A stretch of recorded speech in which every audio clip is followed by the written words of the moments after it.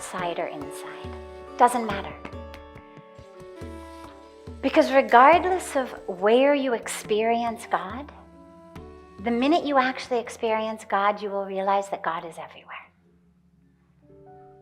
So for some people, it's easier to connect with an experience of divinity when I've got something to focus on, an image, some form of the divine. Makes it easier for me to focus, makes it easier for me to love, makes it easier for me to meditate on it. No problem. For some, that form is distracting. It's easier to just focus on infinite presence. Also wonderful. Because see, if I connect with God, let's say I connect with God through a form outside of me, whether it's a form of Lord Krishna, Lord Ram, Shivji, Mother Goddess, the tree in my backyard, Ganga, whatever it may be. The minute that I actually experience the divine, I see that divine in all. If I really experience Lord Krishna, even if I have that experience while I'm seeing a beautiful Murti of Bhagwan Krishna, the minute that I actually have that awareness, if it's real and it's deep and it's full, then I'm able to see Krishna everywhere. And if I'm not, then it wasn't a full experience yet. And in the same way, if I experience the divine as this infinite, nameless, formless, supreme presence, well then of course I'm able to realize that that presence pervades all. I'm able to experience that presence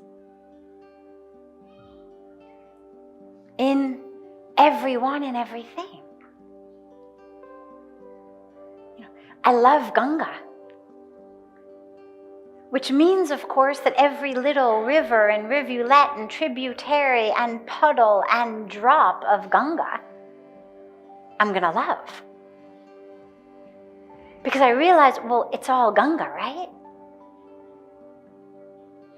So if I have this experience of the infinite divine, if the divine is infinite and I've connected with that infinite reality, well, that infinite reality is present in you, in you, in you, in everything. Otherwise, it's not infinite. So start anywhere, it doesn't matter. And here's the last piece of that. You ended talking about, dualism or non-duality.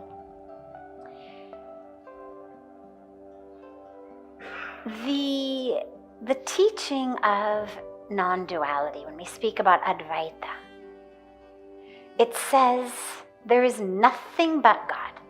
It doesn't say, the teaching of non-duality does not say God only lives in you. It says there is nothing but God. So we've gone beyond, we're obviously not a polytheistic religion, but not even a monotheistic religion that says just there is one God somewhere. The teaching is actually there is nothing but God. Which means if you want to worship God here in this form or that form, no problem. It's also God. And those who are the dualists, the bhakti tradition, those who are really enlightened, really awake, they know there's nothing but God. Those who really worship God, say Krishna, they understand there is nothing but Krishna. But here's what's beautiful.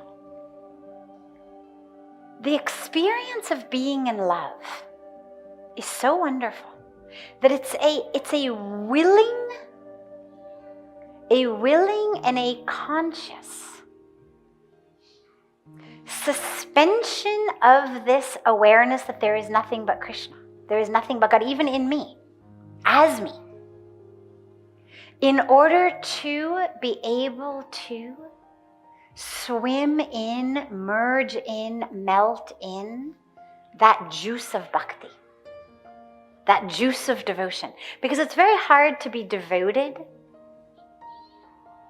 to just presence. It's very hard to be devoted to just infinite presence, to be devoted to yourself. It's a lot easier to generate love and juicy devotion and bhakti for something outside. And so in service of that beauty of love, that beauty of devotion, that joy of being the lover of a beloved, that joy of singing, praying, feeding, serving the divine, for that joy, I willingly suspend my awareness that divinity whose praises I'm singing is in me. But they know that. So there isn't even really a deep discrepancy so much as a preference in practice, a preference in how to worship. It's all right. All that matters is love God. Either way, any way, inside, outside, with form, without form, with name, without name, it doesn't matter. Just connect and love.